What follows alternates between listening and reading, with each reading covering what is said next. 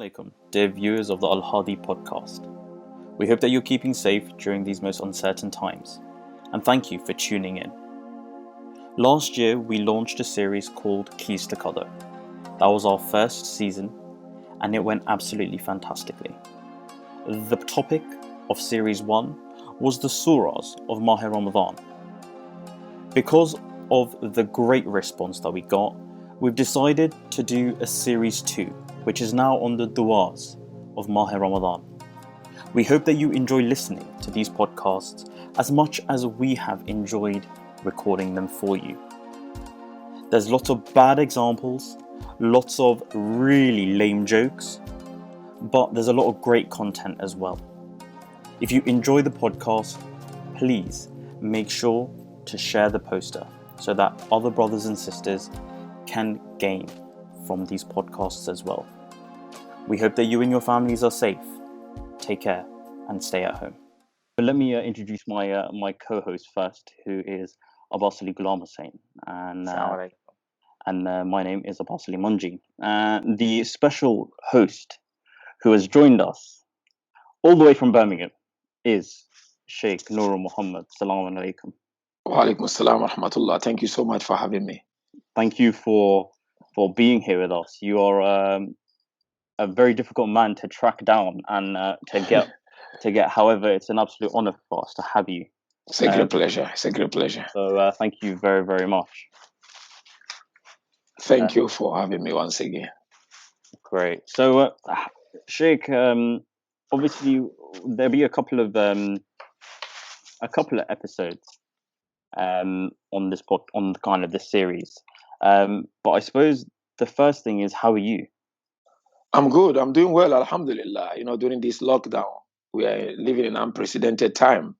But, as a believer, you need to see positivity in everything. So we take it as a blessing in disguise and make the best out of it without complaining. So we remain positive, and I hope Allah will make it easy for all of us. Yeah. Ameen.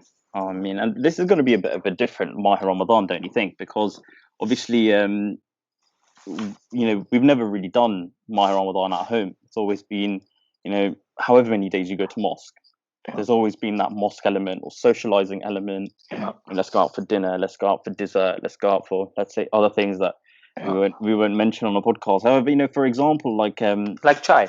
Like chai, exactly. Yeah. Exactly. Yeah. The most chai, right? But it's going to be so different. So I suppose the first kind of question that I'm going to ask is, in this period of time where Maha Ramadan's coming up, and during Maha Ramadan, whilst everyone is on lockdown, and obviously, today we had the news that it's going to be 3 more weeks of lockdown. How do people maximize this Maha Ramadan? Because some of them, and I know some personally, that are literally like, this is going to be terrible. Like, I don't know how I'm going to get through it. Work for me is the thing that kind of helps me get through my fasts. What's your advice to them, Sheikh? Because I know even myself, I'm a little bit worried. Yeah, no, definitely we are living in a very unprecedented time. But the first thing I would like to say, obviously first to myself and to our dear brothers and sisters, is that God Almighty has taken us back to how Islam was practiced in the early days. See, in the early days, there were no mosques. There were no centers. The first mosque to be built in the history of Islam was when the Holy Prophet migrated from the holy city of Mecca to Medina. Spirituality was practiced within the confinement of people's houses. So I guess it's a wake-up call that, you can still continue to worship God irrespective of the condition and irrespective of the situation. Yes, this is not to say mosque is not important. Mosque is integral part of Islamic faiths and it's integral part of the lives of Muslims. So therefore, how do we practically make the best of this challenging time in trying as much as we can to connect with Almighty Allah Tabarak wa Ta'ala in this Holy Month of Ramadan. I think the first thing that comes to mind, as per the traditions of our beloved prophets and our beloved imams, is routine. One must have a plan. Without a plan and without a routine, you will always find it boring, especially now that we are always in the house and we do not go out like before. And we take this routine from the inspirations we get from Imam Amir al-Mu'mineen, where Imam mentioned, alaykum bi taqwallahi wa nadhmi amrikum. Amir al-Mu'mineen mentioned, one, be conscious of God, and two, be organized. So taqwa and order goes hand in hand. One cannot claim to be muttaqi when he or she is not organized.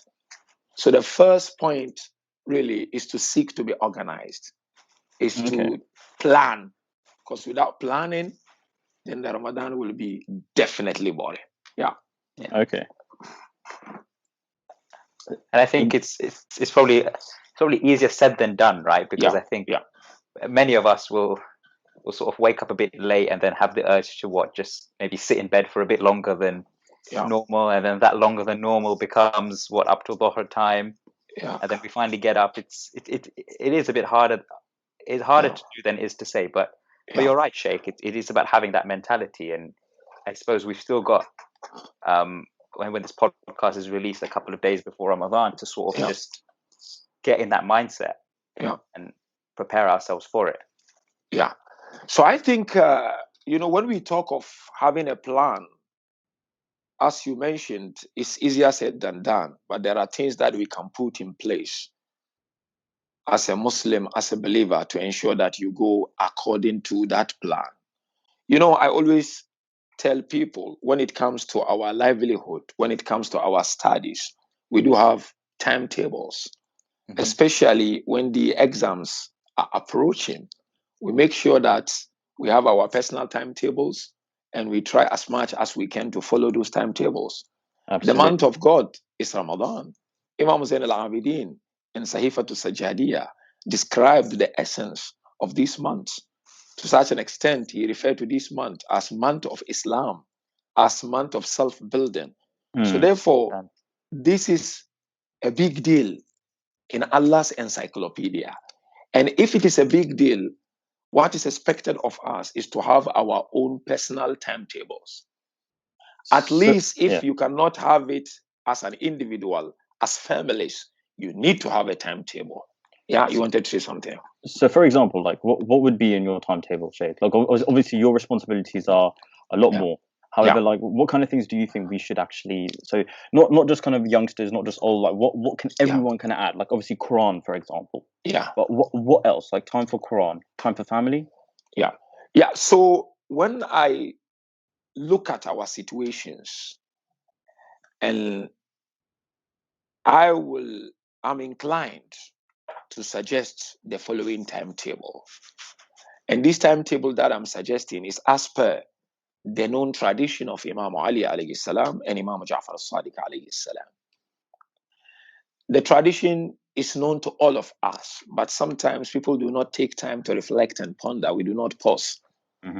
That tradition, which goes that one has to try to divide his time into 4 hours.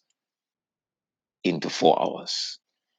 The first hour, if you recall very well, Amir al-Mu'mineen mentioned, use it for the munajat of your Lord, meaning for the worship of Allah tabaraka wa ta'ala. So the first part of these 4 hours, your salat comes in, your recitation of Quran comes in, for instance, your du'as comes in.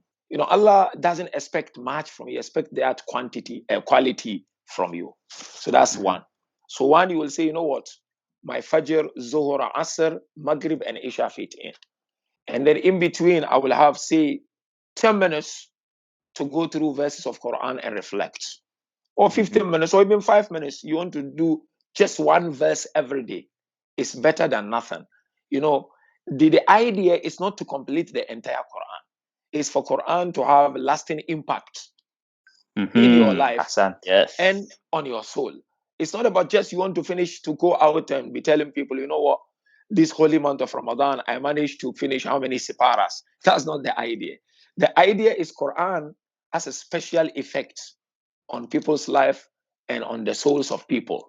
So therefore, that is one part. So you design it, you know, your circumstance. Maybe you're working from home or you're not working, but at least one part of it is for Allah Tabarak wa Ta'ala, the wajibat and the mustahabbat. That's number one. The other part, which Amir al-Mu'minin mentioned beautifully, is to spend it when it comes to lawful entertainment. Lawful entertainment. You see, so you want to watch a very productive movie, for instance, or you want to maybe, you know, do some exercise, for instance, physical exercise, you know. Oh, Sheikh, we'll be fasting though. Bodybuilding. No, in your house you can do, you know, in your house because Sheikh, you're not going much.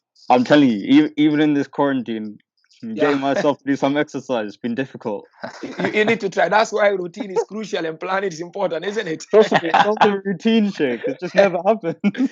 Try. So if you don't do it, then you can maybe add it to your ibadah or that of Allah Tabarak wa Ta'ala. So that's number two. Number three, which of course Imam Amir al-Mu'minin beautifully mentioned, is to spend with your family members, isn't it? That's family time, you know. You spend with your father, with your mother, with your wife, with your children. Just sit, chat, discuss things. And that is also very, very important. And the last but not least, which Imam Amir al-Mu'minin mentioned, is socializing. You know, you socialize. So you can socialize via WhatsApp, you can socialize via Skype. You socialize by lawful socializing. So therefore, the plan has to cover these four scopes. It depends on your circumstance as an individual and how you want to go about it. Yeah. So kind of diving into the first point, which was munajat. No. Obviously, the podcast series is about dua and everything, but as a general overview, when, for example, someone is doing their munajat or duas or saying on their musalla, you know, and what time of day would you say? Would you say, you know, usually you get a bit more of a spiritual connection in the evening? So would you kind of say whenever, or would you say evening time? And if, you know, when we do sit down, how do we maximize on that? Because, you know, a lot of people are getting itchy.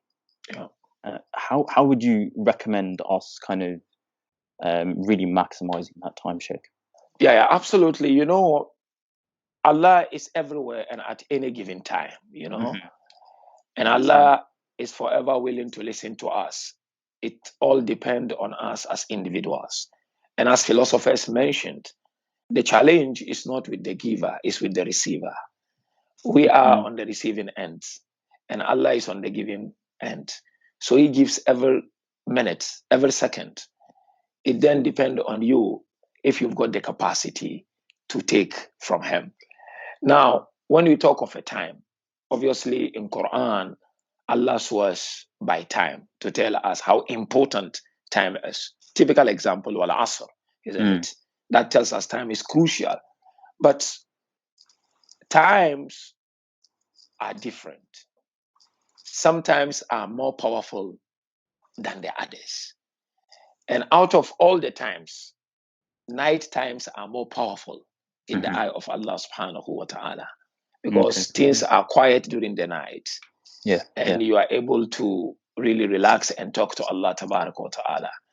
As I said, that doesn't mean that these are not important. If you as an individual feel you are able to connect during the day, why not? But if you look at our fasting in the West or in Europe, for instance, the days are long and the nights are too short. So maybe the best way to maximize your night is to make good use of it by connecting with Allah subhanahu wa ta'ala. You try to do your Quran, you know, you try to do your du'as which you have. The point is, you don't have to finish everything. Just, you know, sit, even if it is an hour that you want to give to Allah tabaraka wa ta'ala in this month, that Allah will penetrate in your heart. It's much better than seeking to spend the whole day and night for the sake of ticking the boxes. That doesn't help. It is your personal growth and not our personal growth. And as they said in spirituality, Allah comes to you as an individual in full. How you take him is dependent on you. So how do you maximize it? I will say, make the best out of your night. Whatever you want to do with your family, try to do it during the day. Whatever you want to do with your friends, try to do it during the day. Night, reserve it for Allah Tabaraka wa Ta'ala. Because after iftar, how many hours do you have to Salat al-Fajr? It's not long. So that's why I said this lockdown is a blessing in disguise, whereby I will not go out for sports at night. I will not go out for baraza at night.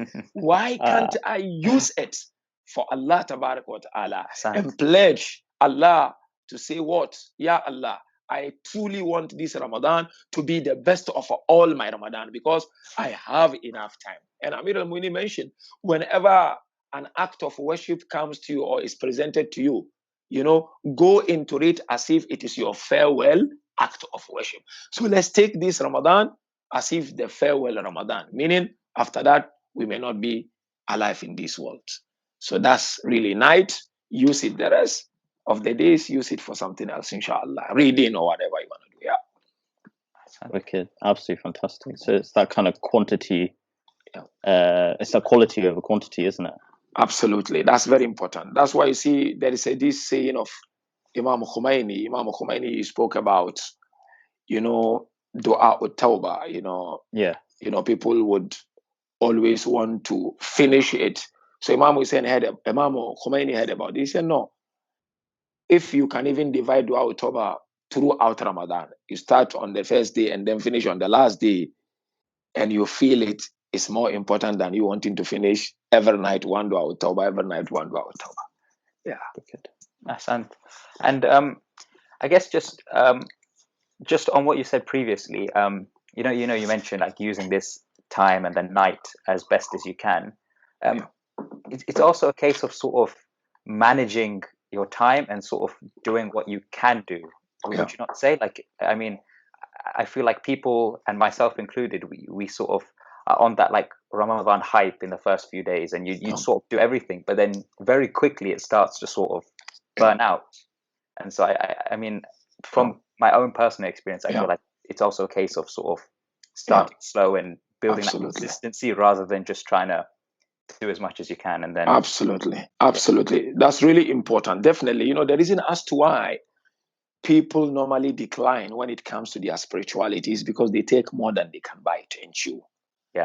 If we take it slowly but surely and we build it, by the time we realize you sort it.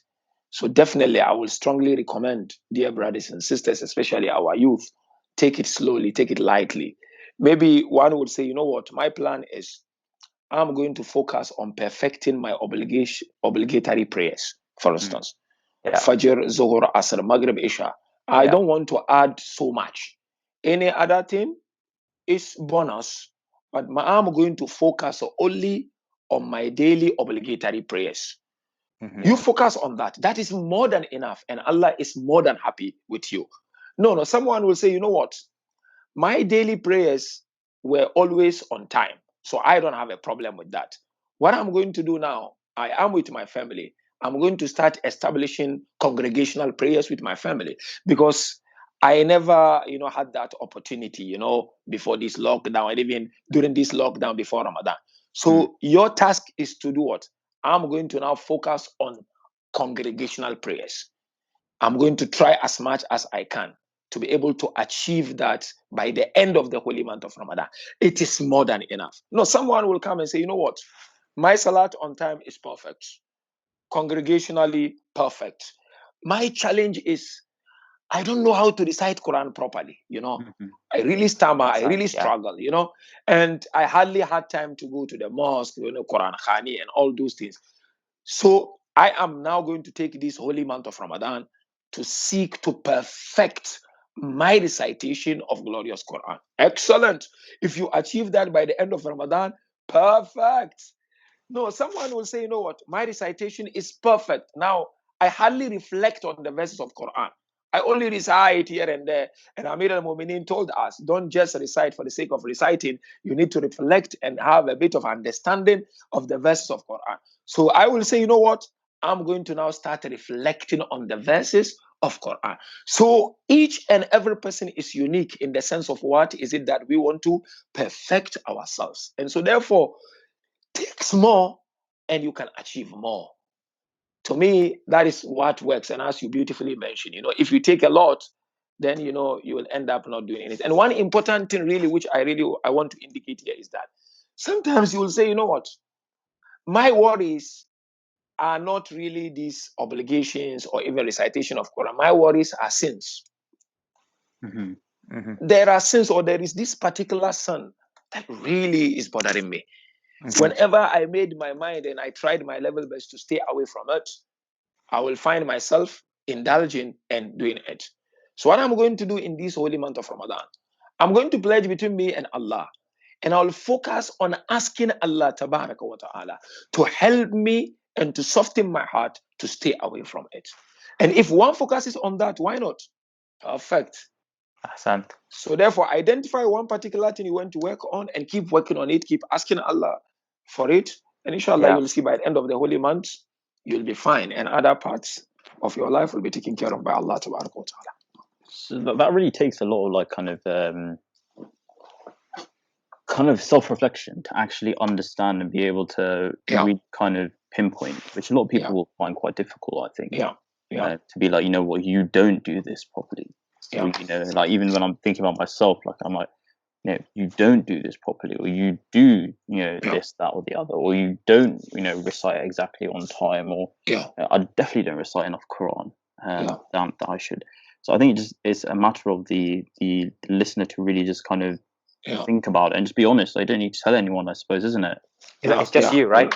It's just you, man. It's just you, man. But that's the beauty of this time, isn't it? It's just it's just you. It's your time, man. It's a journey of the soul, isn't it? So that, as they said, if you truly want to progress, if you want to really develop yourself, you need to do what they call constructive self-criticism. Ahsant. That's really important. Before you think of looking at others and telling them they are wrong, you have to do constructive self-criticism. Happens in our community so often. Don't overrate yourself and don't underrate yourself. That's what they call constructive self-criticism. You know what I mean? You say, you know what, I know myself very well. I mean, when it comes to my salat, it's not good. When it comes to wasting my time on social media, I know it's not good. I'm going to use this Ramadan to ensure that I work on it. And this is the essence of that tradition which we all like. Man arafa nafsahu faqad arafa rabbah, isn't it? Whoever really recognizes himself or recognize his Lord. How do you recognize yourself? It's by understanding your advantages and disadvantages, your pros and your cons. Once you are able to understand that, nobody will tell you about yourself. You know yourself better than any other person. In fact, we don't need Allah to judge us on the day of Qiyamah. I mean, we know where we are. We know where we stand. If I've worked hard for my examination, I know I worked hard. If I haven't, I know I've not worked hard. So likewise, the good thing about Islam is what? Allah doesn't demand from us much, really. Allah just wants you to go according to your pace. But be genuine, be sincere, and take it slowly. You will find Allah in full, and He will not let down. Allah is not judgmental. It's not like I and you understand? You be in your own zone and work according to your zone. Allah is happy about that. Ahsant. Sorry, Sheikh, I'm just going to ask you one or two other questions. So, obviously, there may be people that, for example, actually have family members that have been affected either mildly or, in a more severe way by the kind of COVID outbreak. And I think maybe a question that they would want to know is, say, for example, they have a person, like a family member, that is isn't in the best of states, let's say, but they want to kind of, maybe they're at home, or maybe they just don't have enough energy to do the Amals or be able to maximize on this time of Ramadan. What is it something that they can do with maybe within that kind of ill person's presence that will help? Like what advice do you give them? Thank you so much. Definitely, this is a very important question. And as you all know, we do have mu'minin and mu'minat who are really going through this challenging time. I mean, my first advice to them is definitely to remind them of the tradition of our beloved Prophet when it comes to sickness. That will console them, and then, of course, will give a practical advice on what is it that we can all do if Allah examine us with someone who is not well during this challenging time. The first thing is that, sickness is kafara according to Islam. It's a way of melting and dissolving your sins. It's not easy. It's a very daunting task. It's challenging. But the Holy Prophet of Islam mentioned that whenever Allah examines you with a sickness, it is a kafara for you.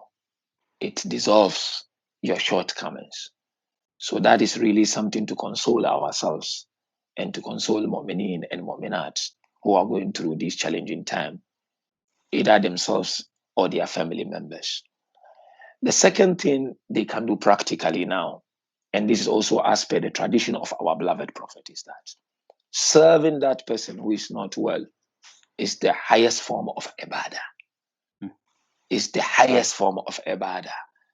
Instead of you blaming yourself that I'm missing so much, we are in the Holy Month of Ramadan, or do I have not done it?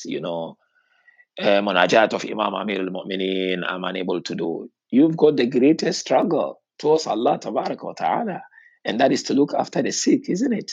The Holy Prophet makes it very clear that on the day of Qiyamah, Allah will look at some servants. Of course, He will not look at them like the way I'm looking at you, you are looking at me, but rather Allah will speak to them. I was ill, but you failed to visit me. Then the servant will say, Ya Allah, how on earth were you ill? He said, no, my servant Fulan was ill, but you failed to visit that person. If you had gone to that person, you would have found me there. That's really important. Meaning you being next to someone who is ill and taking care of an ill person, Allah is with you. And His rahmah protects you. So therefore, that on its own is ibadah. And so this leads me to the third thing we can do. Just try as much as you can to do your wajibat. And in addition to wajibat, if you can do something additional, fine. If you cannot do, play the du'as.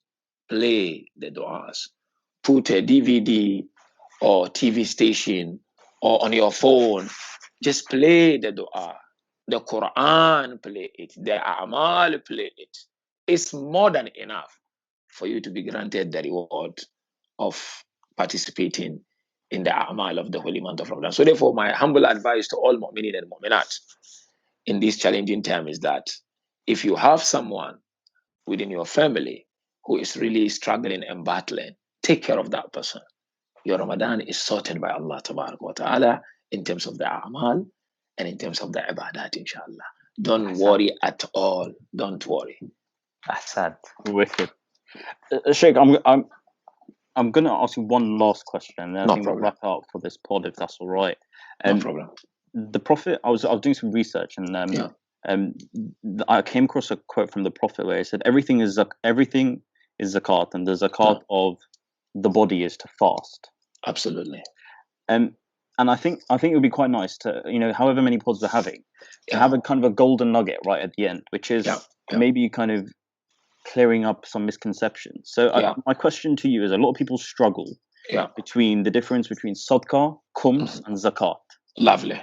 Would you be able to clear up this misconception? Yes, no problem. Yes, definitely, inshallah. Bismillah ar-Rahman ar-Rahim. So sadaqah, khums, and zakat. These are very, very important. First, we begin with the Holy Quran. If you look at Quran talks of sadaqah in general and also go to specifics. So when we look at zakat, khums, you can refer to them as sadaqah also. You understand? Because they are all charity, but different forms of charity. So this is what we call literal meaning. But then when we come to a technical meaning, each one of them has its own features and specifications. So therefore, when we hear sadaqah, our mind should not just go to the normal sadaqah we give to people. Khums is a form of sadaqah. Zakat is a form of sadaqah. And Allah Tabaraka wa Ta'ala in Quran makes it very clear, where He would tell our beloved Prophet, خُذْ مِنْ أَمْوَالِهِمْ صَدَقَةً تُطَهِّرُهُمْ وَتُزَكِّيهِمْ بِهَا وَصَلِّ عَلَيْهِمْ. Take from their money, the sadaqah. Allah addressing our beloved Prophet, take from the money of the companions. Here, sadaqah means what? Zakat. It's not the sadaqah that we know. But technically, what is khums and what is zakat and what is sadaqah? We begin with the sadaqah. Sadaqah is just a normal charity you give to someone. There is no specific in terms of amount or specifications in terms of amount. I can give £1, depending on my capability, isn't it? I can give £10, I can give to whoever is in need of that support, So it depends on individuals really how much they want to go for when it comes to sadaqah. Okay. The second one is what is zakat. Zakat is completely different ballgame. Okay. Zakat is on certain products as per the fiqh of mazhab of Ja'fari.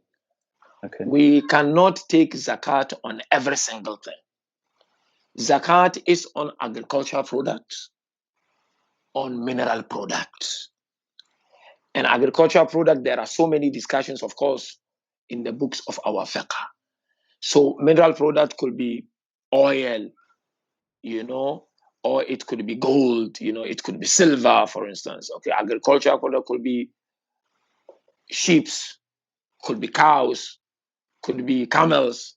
That's where zakat is removed. And that, of course, it doesn't mean that if I'm a farmer or I deal with minerals, I have to take zakat. No, there are certain target numbers that if your product doesn't reach those targets, you cannot. And that is, as I said, discussed into details in the books of our fiqh. When it comes to khums, khums is from every earning, whatever comes in as income, But still, you find that in khums also, we do have target amount. We do have specifications. It's not like the ordinary sadaqah. So zakat is 25%, but khums is 20%, isn't it? So your total annual income minus your total annual expenditure, the remainder you divide into 5. One is khums and the rest is yours. So that's why you said everyone who takes out zakat takes out khums, but not everyone who takes out khums take out zakat. So therefore, for sadaqah, it's easy for everyone to give sadaqah, but it's not everyone's baby to give khums and zakat, unless if you have surplus from your annual expenditure. If you don't have, then there is no obligation on you to take out khums or zakat. But khums specifically, if I'm majority of the Shias, it's only khums. We don't take out zakat. And when you go to the Sunnis, of course, they take out zakat and they don't agree with khums. According to them, khums was only during the battles, during the Islamic wars. But we said no. The ayah, if you look at it very carefully, is general. It's not only specific to that time of the Holy Prophet, but it continues. Yeah. Ahsant. Yeah. So I suppose the takeaway is there's 3: sadaqah, zakat, and khums. Yeah. So I suppose we just ask our listeners to do a bit more research and follow your marja. So it's maybe a good time to kind of read up on the Risala as well. Absolutely. And we're going to wrap this up. But however, Sheikh, thank you very much for taking the time so much today. Thank you so much, Habibi. It's a great pleasure. Thank you so much. Also, to our listeners, please stay safe during this very uncertain time. From all of us on the Al-Hadi team, we'd like to say please stay at home. Please follow government guidelines. Please stay safe. And we wish and pray for all of those that have been affected and all of those in the community. And with that, we'd like to say Assalamu alaikum wa rahmatullahi wa barakatuh. Wa alaikum assalam.